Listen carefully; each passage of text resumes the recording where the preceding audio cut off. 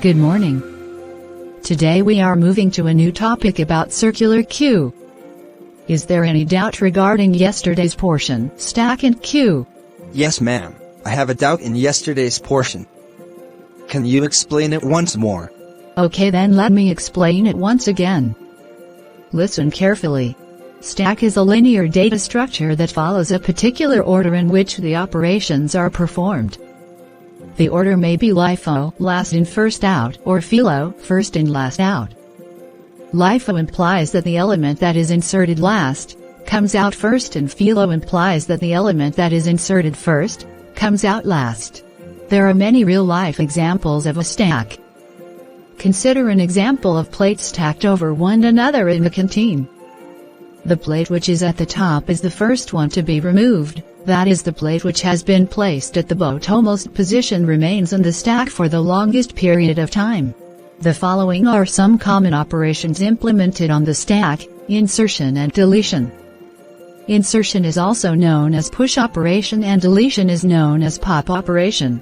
Push operation: when we insert an element in a stack, then the operation is known as a push operation. If the stack is full, then the overflow condition occurs.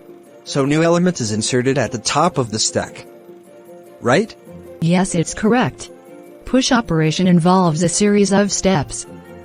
Step 1, checks if the stack is full. Step 2, if the stack is full, produces an error and exit. Step 3, if the stack is not full, increments top to point next empty space. Step 4, adds data element to the stack location, where top is pointing. Step 5, returns success. Okay, ma'am. Till this I understood. Okay, let's continue the rest.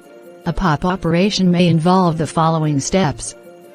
Step 1, checks if the stack is empty. Step 2, if the stack is empty, produces an error and exit. Step 3, if the stack is not empty, accesses the data element at which top is pointing. Step 4, decreases the value of top by 1. Step 5, returns success. Application of the stack. A stack can be used for evaluating expressions consisting of operands and operators.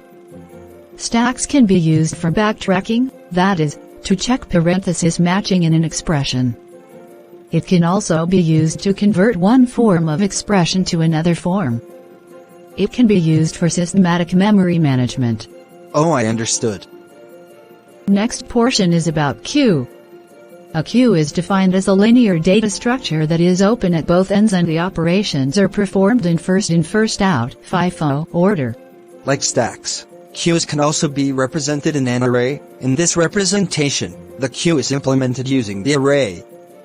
Is it right? Yes, it's true. Some applications of the queue in real life are: people on an escalator, cashier line in a store, a car wash line, one-way exits. Queue operations may involve initializing or defining the queue, utilizing it, and then completely erasing it from the memory. Here we shall try to understand the basic operations associated with queues. Basic operation involves insertion and deletion of an item from the queue. The following steps should be taken to insert data into a queue. Step 1, check if the queue is full. Step 2, if the queue is full, produce overflow error and exit. Step 3, if the queue is not full, increment rear pointer to point the next empty space.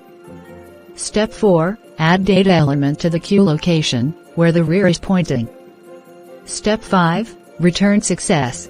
Data insertion is done at one end, rear end, or the tail of the queue, while deletion is done at the other end, called the front end or the head of the queue.